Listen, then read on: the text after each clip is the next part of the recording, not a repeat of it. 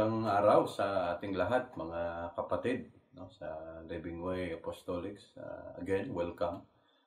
Pag-uusapan natin ulit ang Word of God. Kahit wala tayo ngayon aktual na service sa church natin, pero tayo ay patuloy na mag-aaral, no, para kumain ang ating mga kaluluwa, no, sa pamamagitan ng Word of God. Hindi ibig sabihin na kahit mataas ang mga kaso ngayon ay wala na tayong chance para, no, sa Word of God. Tayo ay patuloy na dapat makakain ng Word of God dahil ito ang kailangan natin sa panahon, lalo na may pandemya. So I pray na lahat tayo, mga kapatid, ay nasa maayos na kalagayan. We're all in good health. Sa atin na may mga napagdaanan na sitwasyon, nakaranas man tayo ng sitwasyon ng pandemya na ito, ng COVID, but we are very thankful sa kay Jesus na tayo ay patuloy na sinamahan niya. Yung may mga kapatiran tayo na masama ang pakiramdam, but now we're all in good condition. Lahat ng yan ay binibigay natin ng papuri kay Jesus dahil kung wala siya ay baka kung ano na ang nangyari sa atin. But again, we are so thankful to Jesus. Ngayon, mga kapatid, pag-usapan natin ang Book of Acts, no? Dito sa chapter 3. No? Book of Acts, chapter 3, sa verse 1. Maganda kasi ang kwento dito, no? Sa verse 1, basahin ko. Now, Peter and John went up together into the temple, no, at the hour of prayer, being the 9th hour. No, si Peter and John, pumunta sila sa temple para mag-pray. Mga alas 3 ito ng hapon, 9th hour. Because ang mga Hudyo ay mayroon silang 3 hours of prayer a day. Yung una, alas 9 ng umaga, 12 noon, no, 12 at noon, at saka alas 3 ng hapon. So ito, nung time na ito ay mga alas 3 ng hapon. Sa verse 2, a certain man, lame from his mother's womb, was carried, whom they laid daily at the gate of the temple, which is called Beautiful, to ask alms of them that entered into the temple. No, mayroong isang lalaki na lumpo. No, doon pa lang sa sinapupunan ng kanyang ina, no, ito ay inborn. Nung siya ay pinanganak, siya ay lumpo na kaagad. Araw-araw siya ay binubuhat at dinadala doon sa gate of the temple na tinatawag na Beautiful. Ang gate na ito, mga kapatid, ito ay made of brass, no? At ang sukat nito ay 31 by 62 feet ang size ng gate. At ito ay tinatawag na Beautiful because during their time, ang brass, no, I think it's copper and zinc yung kanyang mixture. Kaya sa tinawag na brass, pag ito ay masyadong makinis, no, yung temple, yung gate ng temple, napakaganda nito dahil ito ay kumikinang. That is why ito ay napakalaking gate at tinawag siyang Beautiful. What an irony na ang gate ay beautiful, pero ang lalaki na lumpo siya ay doon dinadala at upang manghingi ng limos sa mga tao na pumapasok. Hindi na ito sa atin, hindi na ito iba sa ating experience because yung mga dati nating pinanggalingan na reliyon, na simbahan, bago tayo makapasok sa simbahan, lahat madadaanan mo. Lahat may makikita ka. May bata, may matanda, may lumpo, may sakit, may gumagapang, may pilay. Lahat na lang andun sa paligid, sa daanan natin bago pa tayo makapasok ng simbahan. Parehong-pareho ang sitwasyon na ito, na lahat ay nangihingi ng limos at kung ano lang ang ina-expect nila na sila ay mabigyan ng limos. Parehong-pareho sa pinanggalingan nating reliyon ang sitwasyon na ito. So, gaano kalungkot ito mga kapatid na yung lalaki na ito ay pinanganak na lumpo na, disabled, yung kanyang handcuff, yung kanyang sitwasyon. So, napakalungkot nito na sa isang tao, mula pinanganak ganito ang kanyang sitwasyon, no? At sa buong buhay niya, siya ay bubuhatin, dadalhin doon, at ang kanyang buhay ay nakasalalay. Yung kanyang makakain, maiinom, lahat ay nakasalalay sa kung ano ang maibigay sa kanya ng mga tao na pumapasok sa temple. So napakalungkot na buhay mayroon ang tao na ito, na umaasa ka lang no, sa buong buhay mo sa kung ano ang maiabot sa iyo. Malungkot, no, mahirap yung kanyang sitwasyon na buhay, na yun bang maraming mayayaman, mahihirap, middle class, tama lang ang pumapasok sa simbahan, no, minsan maraming mapera, pero hindi naman magbibigay ng malaki doon sa nanlilimos. Mayroon namang mahirap lang, pero mas malaki pa pag bumigay doon sa nanlilimos. So, depende sa klase o sa puso ng tao kung ano ang kanyang maibibigay doon sa nanlilimos. No, kasi minsan iba-iba rin ang motibo, lalo na sa panahon natin ngayon. Hindi natin malaman kung yun ba ay talagang lumpo, yun ba ay talagang mahirap, yun ba ay talagang nagkukunyari lang o sa sindikato, hindi natin alam. No, diyan sa dati sa may Santa Cruz Church, diyan sa may bandang Carriedo, mayroon dati diyan na isang matanda na talaga, na gumagamit ng anong tawag dito, harmonika yata. Tapos magpapatugtog, may gitara pa siya habang naghaharmonika, nagigitara. So nakakaawa ang kanyang itsura, pero yun nga, nakuha yung kanyang kwento na ang buhay niya, no, ay yung pala nakapagawa na siya ng bahay, no, nakapagpatapos ng mga anak sa college dahil sa ganong klaseng hanap buhay. So ito mga kapatid, no, again,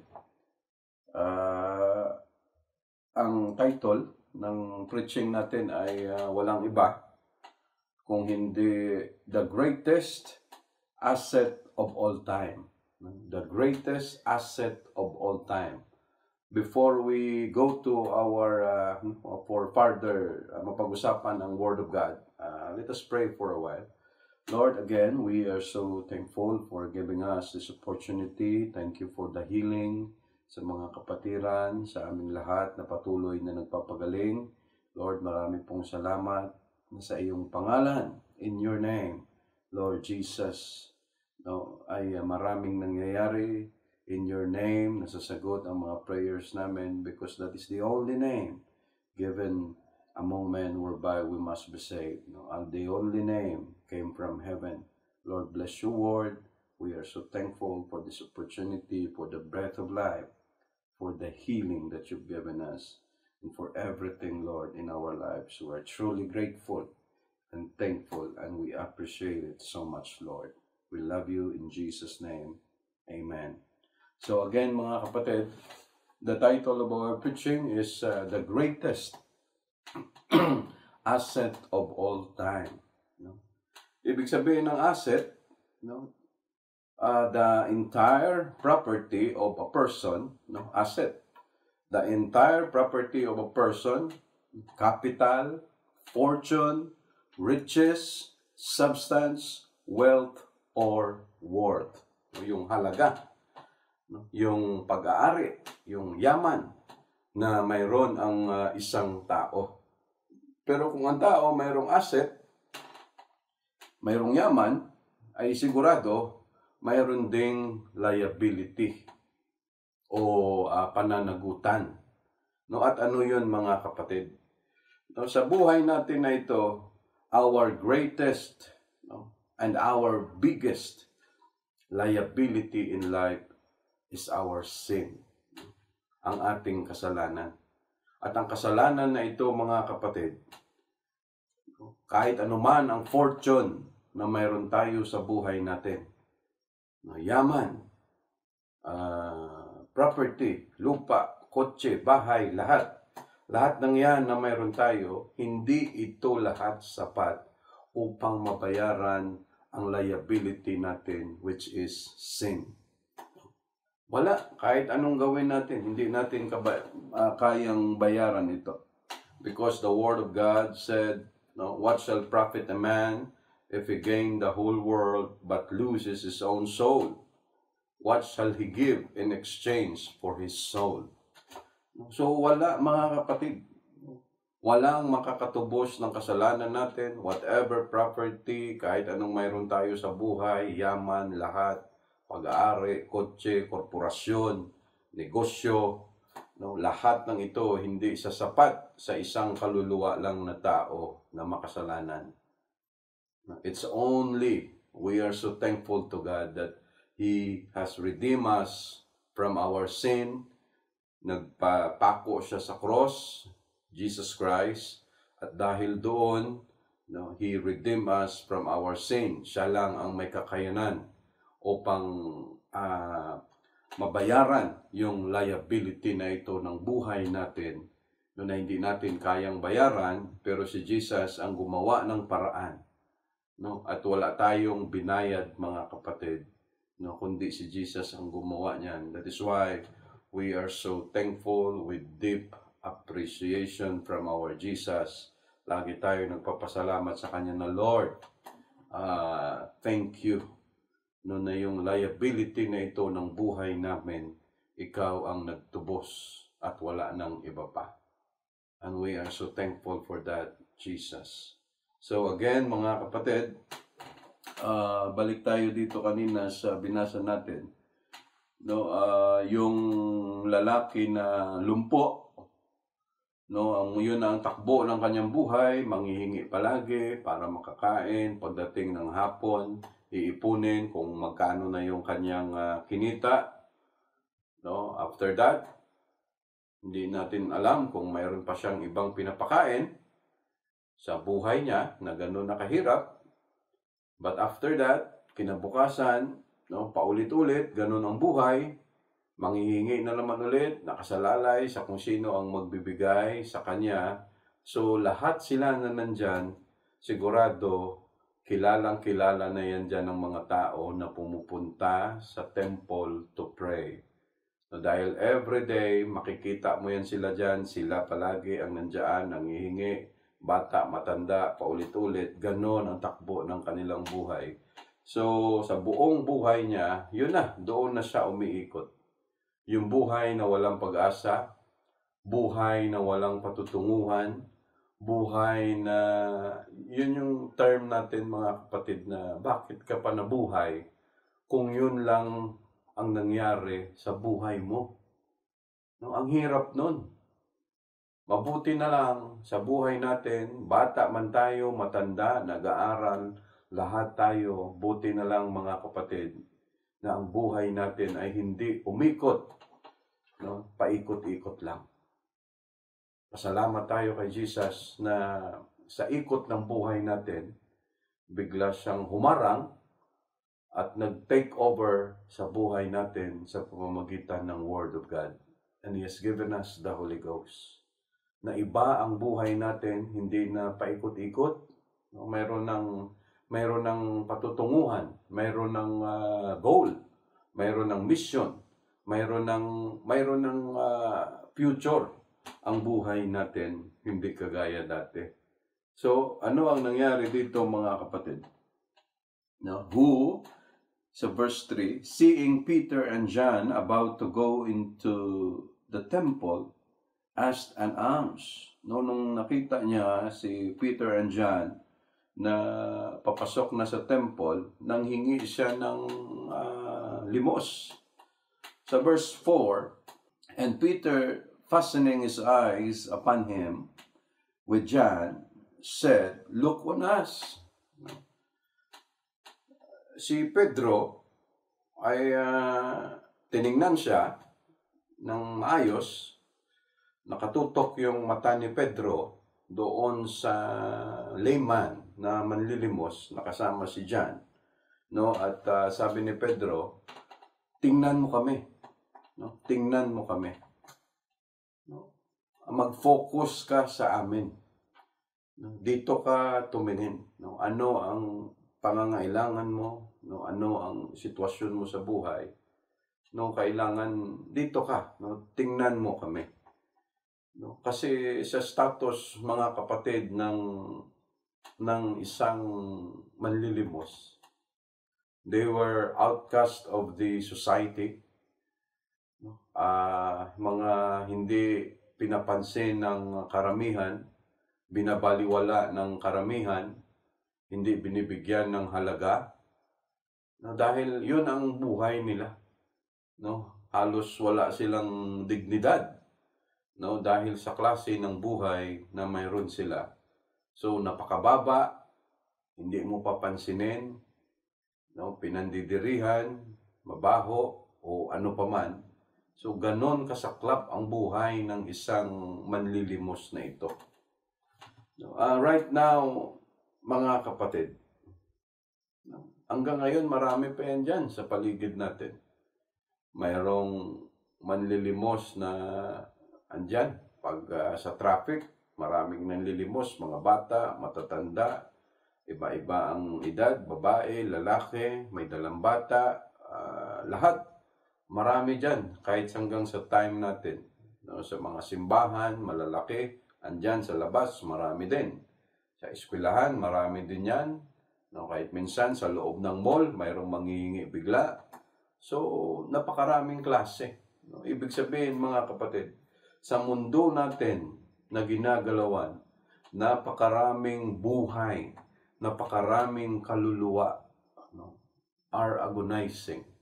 Naghihirap, hikahos, kawawa na klase ng kaluluwa ang mga tao na kagaya nito sa panahon natin ngayon.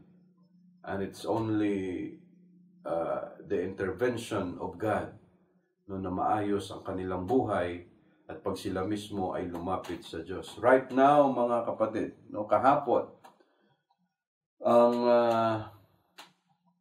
pinakamataas na record ng DOH simula nag-umpisa ang ating pandemya, no, 39,004, no, ang tinamaan ng virus.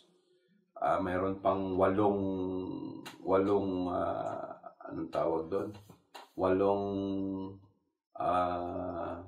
hindi nakapag-submit ng kanilang data, no, doon sa DOH. And still counting. No, napakabilis ng Omicron. Napakabilis manghawa hanggang sa panahon na ito. But we still believe, no, that our God still in control of the situation. No, sa atin na naglilingkod sa Diyos, no, posible na tamaan din tayo ng virus.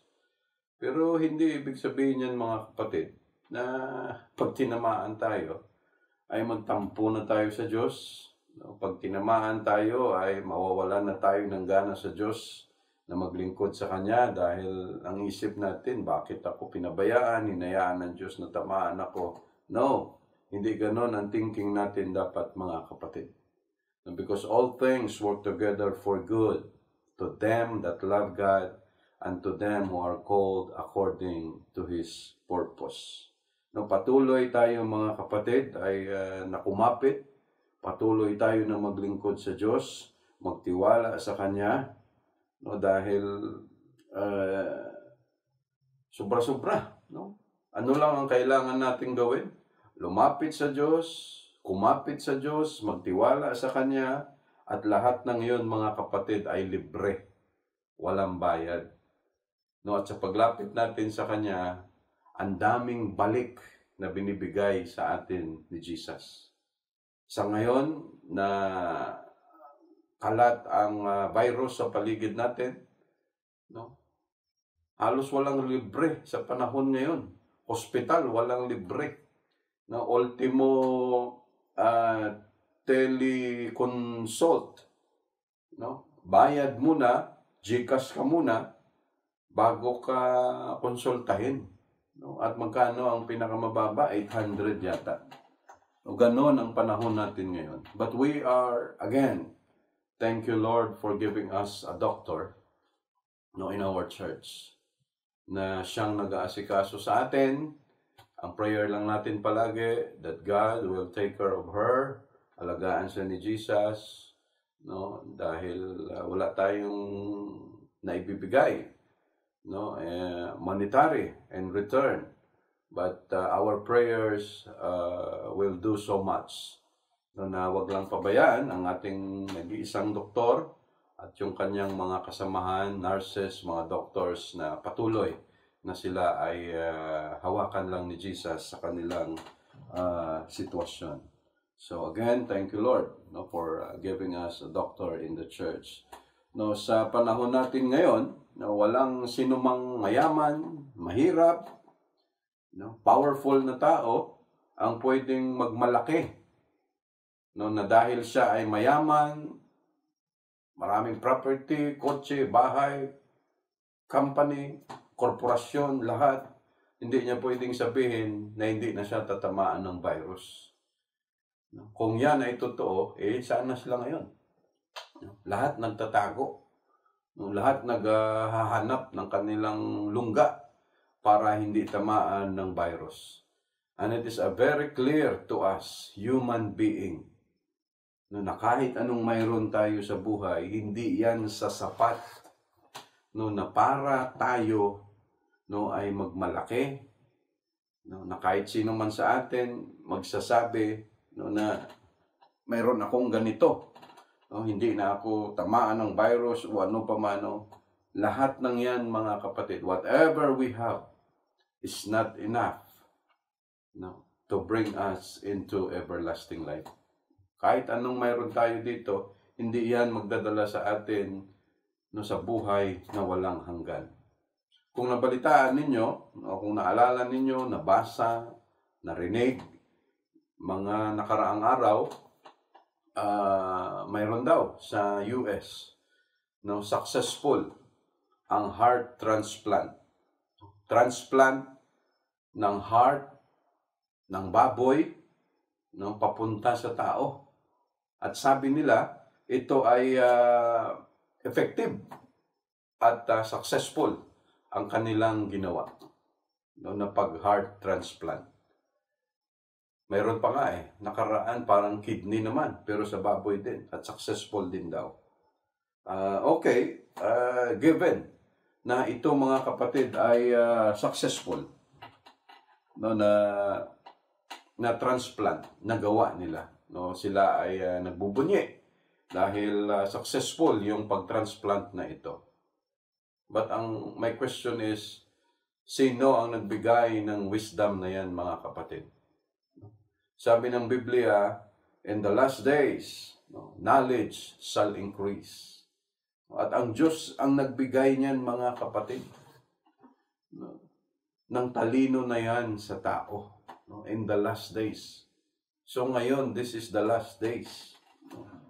What we have, knowledge shall increase. No? So successful, transplant, lahat. But I believe, mga kapatid, na ang plano sa atin ng Diyos for us to have eternal life. No? Kasi tayo ng mga tao, kahit ilang transplant pa ang gawin sa buhay natin, transplant sa utak, transplant sa mata, transplant sa heart, sa puso, sa kidney, sa lungs, sa baga, sa atay, lahat ng klase ng transplant dyan, whatever we have, mga kapatid, kahit lahat ng yan matransplant para madugtungan ang buhay natin, pagdating sa dulo, patay pa rin tayo. Na sana maisip ng tao na hindi lang ito ang ating pisikal, ang pinagkakabisihan natin palagi, pinagkakaabalahan natin palagi, kung hindi ang tao, tayo ng mga tao, mag-isip sana na hindi lang ito ang kailangan nating alagaan. We have the soul na yun ang mamumuhay ng everlasting life. No, yun sana ang hanapin ng tao. Hindi puro transplant na yan, mamamatay ka pa rin eh. But again, I believe that what God has done is not transplant for us to have eternal life. But God implanted us, implanted us the Holy Ghost. Binaon niya sa atin by receiving the Holy Ghost. We receive the Holy Ghost. We are baptized in the name of Jesus Christ for the remission of our sins. But we repent. Nagsisi tayo sa harapan niya at tayo ay magpapatuloy na maglingkod sa Diyos. That is the only way, mga kapatid, to have eternal life.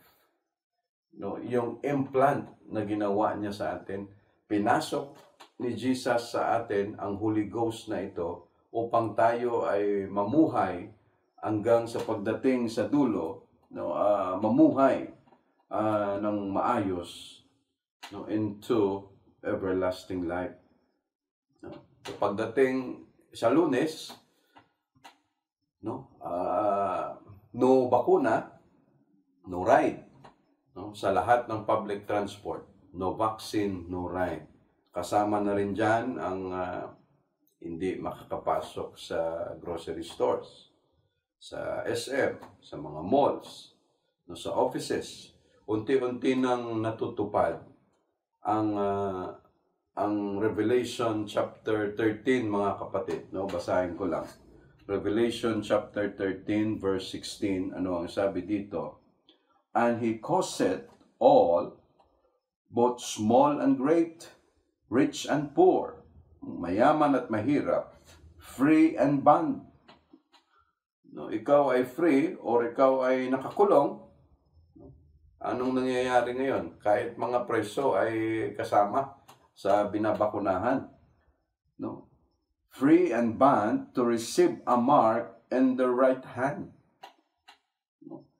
To receive a mark in the right hand or in their foreheads. Kung hindi, sa kanang kamay, dito sa noo. Kasi sigurado naman, kung puto lang yung kanang kamay, meron ka pang noo na pwedeng markahan. And that no man might buy or sell, save he that he had the mark, or the name of the beast, or the number of his name. Ito, mga kapatid, klaro. Ang walang tatak, hindi makakabili, hindi makakabenta, na maliban na lang yung may mga marka. Name of the beast or the number of his name, which is 666. So, klaro ito, mga kapatid, na yung marka sa kanang kamay or forehead, sa ngayon, ang mayroon tayo ay vaccination drive, bakuna. So ito, no problem ito. Hindi ito dapat katakutan ng tao. Ito ay klaro for our protection. Dahil dito naman tinutusok sa balikat natin. Hindi sa noo at hindi din sa right hand. So klaro ito kung ito ang babasihan mo ang Word of God. But it is a prelude. It is a prelude to the marking of 666. What is happening now is the introduction sa mangyaring 666. At ako naniniwala, mga kapatid, na pagkatapos ng pandemya na ito, para mag-take effect ang marking of 666, sigurado mayroong worldwide chaos na mangyayari ulit para ma-implement yung marking of the 666. But sa atin mga kapatid, the marking of the beast or 666 will not be our problem anymore. No, why? Ang sabi dyan sa Word of God, no, basahin ko lang mga kapatid, ano? Ang sabi sa Word of God, sa 1 Thessalonians chapter 5 verse 9, it says, "For God had not appointed us to wrath, no, but to obtain salvation by our Lord Jesus Christ, who died for us." No, siya ay namatay para sa atin, that whether we wake or sleep, we should live together with Him. No? Tayo man ay buhay o patay, tayo ay mamumuhay na kasama siya. So verse 11, "Wherefore, comfort yourselves together and edify one another, even as also ye do." No? So verse 6, at the same chapter, "Therefore, let us not sleep as do others, but let us watch and be sober." Before this will happen, yung marking mga kapatid, God, sabi niya, "For God that not appointed us to wrath." No? Hindi na tayo makakasama dyan. Kaya ang kailangan natin gawin mga kapatid, sa panahon natin ngayon, tayo ay kumapit. Hawakan natin ang Word of God, kumapit tayo kay Jesus, dahil ito na yun, malapit na ang rapture. And we all do believe, mga kapatid, no, na ang Diyos ay nagmamadali na rin. No, ano ang sabi niya diyan? No, we are at the point of no return. No, ito na yung panahon na hindi na natin kailangang lumingon. Just like the wife of Lot's wife, no, na lumingon pa siya. Hindi na ito yung panahon, mga kapatid. No, we must set our eyes on the prize. No, for the prize of for the mark, no, of our high calling. No, masyadong mataas yung binigay sa atin ng Diyos. Anong sabi niya sa Revelation chapter 22 verse 12? "And behold, I come quickly." No, ako ay babalik, no, at mabilis, nagmamadali, and my reward is with me. No, so yung pagbabalik ng Diyos, mga kapatid, ay may daladalang reward, no, to give every man according as his work shall be. No. 1 Corinthians 15 verse 51, "Behold, I show you a mystery. We shall not all sleep, but we shall all be changed. In a moment, in the twinkling of an eye, at the last trump, for the trumpet shall sound, and the dead shall be raised incorruptible, and we shall all be changed." That is the glorious appearing,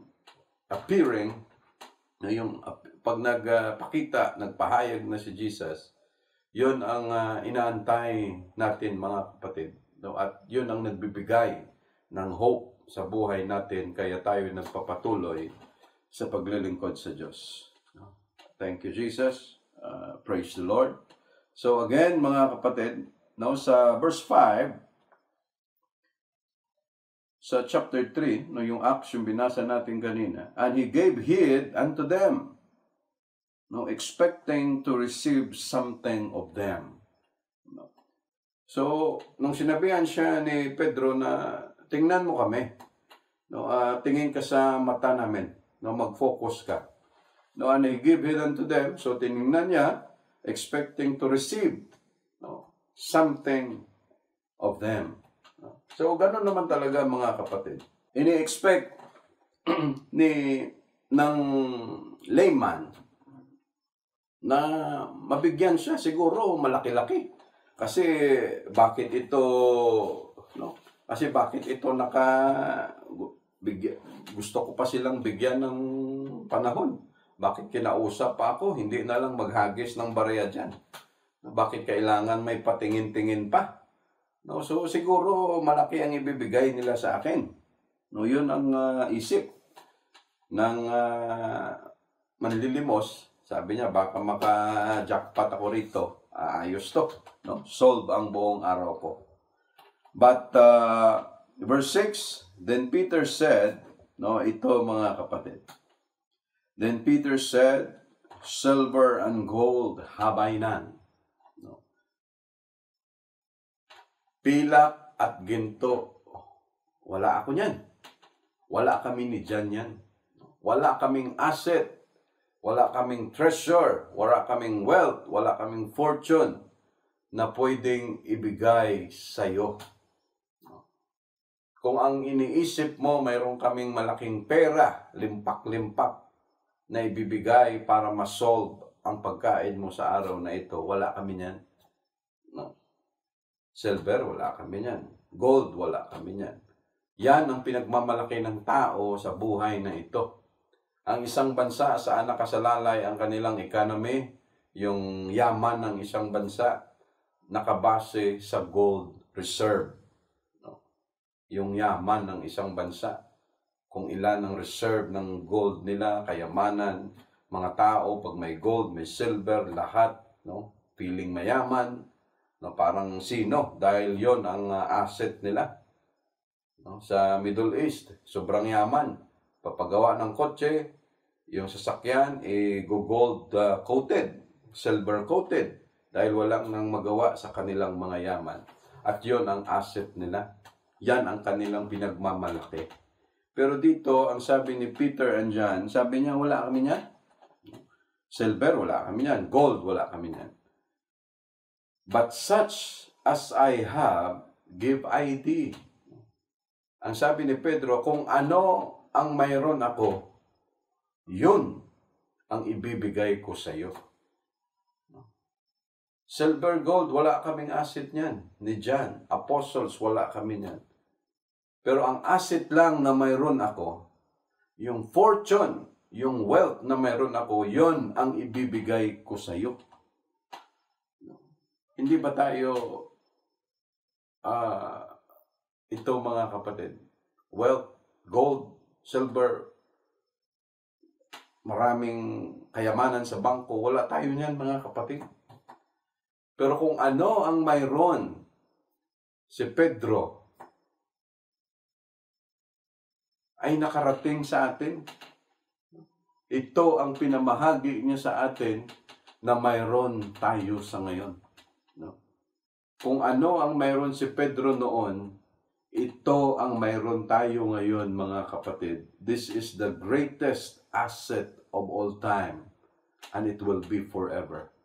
No? Ano ang sinabi niya? Basahin natin mga kapatid.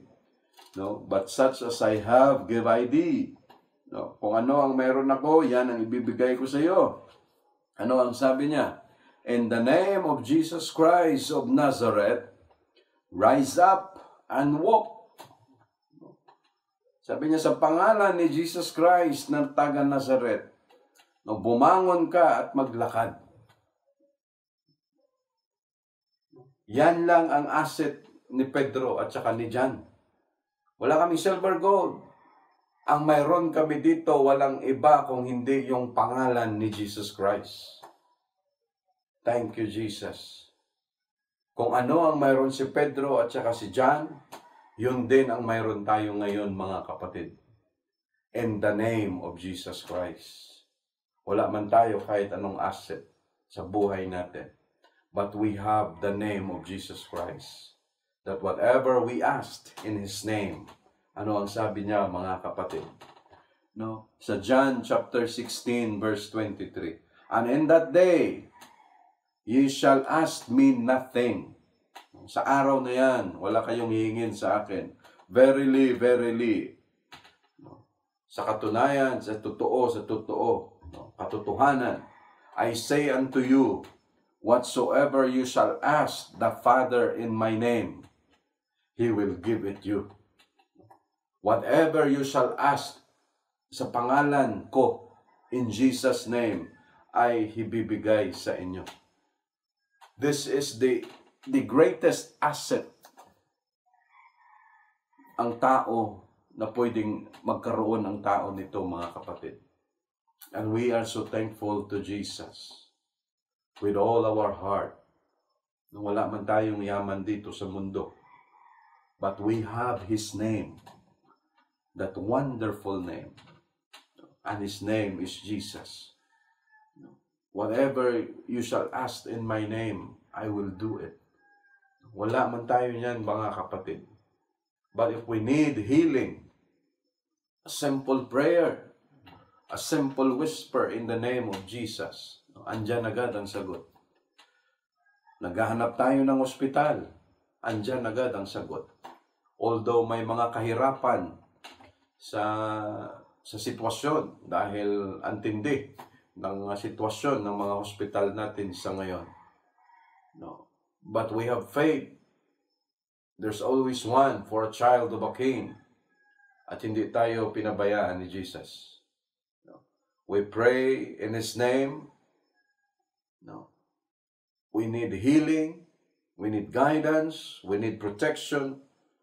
Whatever we need sa buhay natin, mga kapatid, andyan ang pangangailangan natin. No. Ang pera ngayon, hindi makaligtas sa buhay ng tao.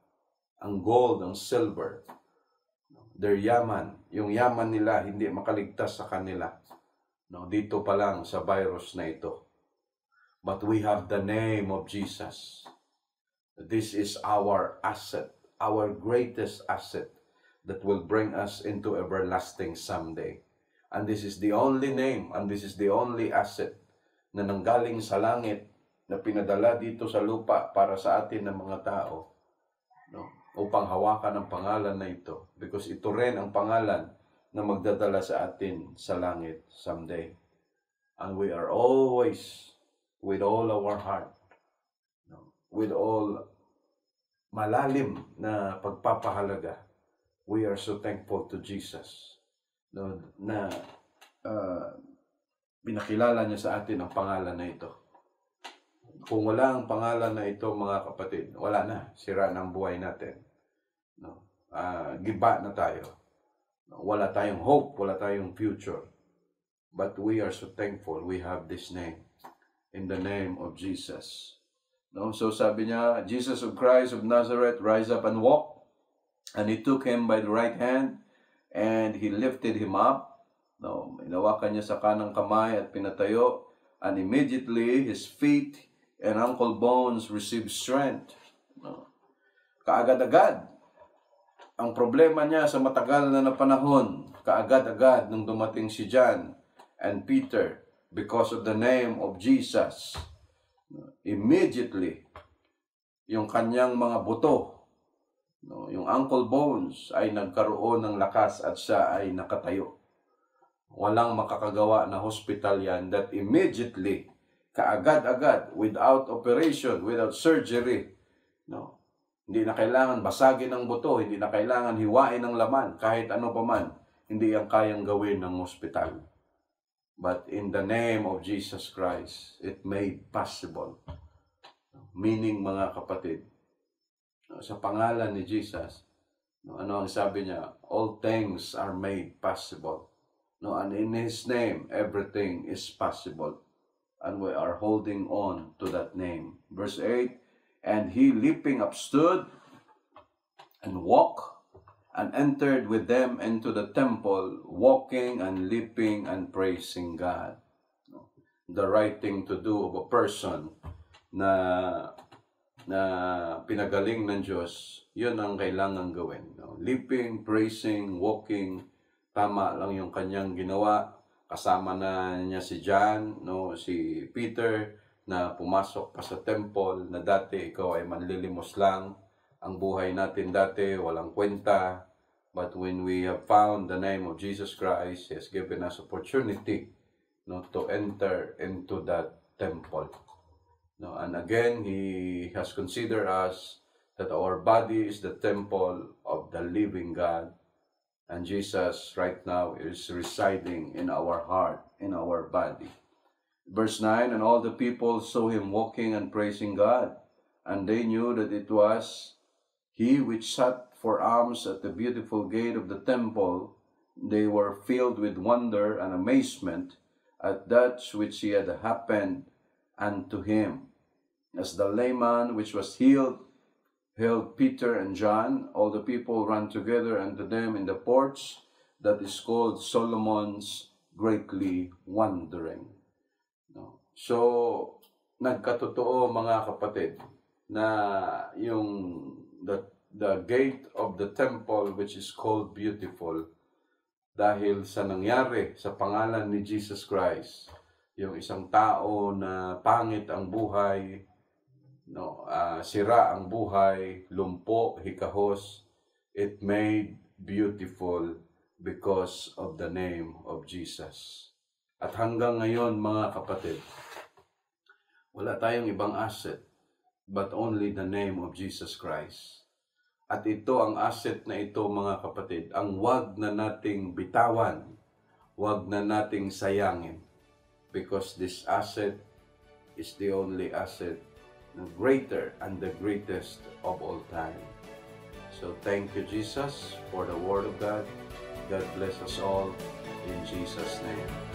Amen.